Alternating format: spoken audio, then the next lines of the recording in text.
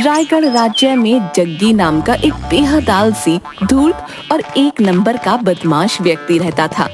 जग्गी हमेशा किसी गरीब का भोजन छीन लेता तो किसी के पैसे छीन लेता। राजा विक्रम जग्गी की हरकतों से बहुत परेशान था, लेकिन जग्गी हमेशा राजा की दयालुता का फायदा उठाकर बच निकल जाता।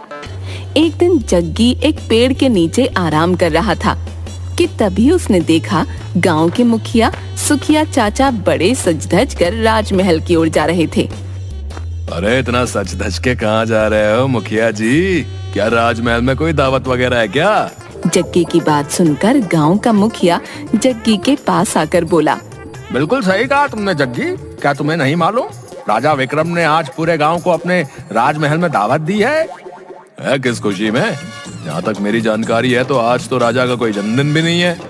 हाँ, लेकिन आज उनका पुत्र 10 साल का हो गया है। इसी वजह से उन्होंने सारे गांव के लोगों को दावत दी है। 10 साल का हो गया है?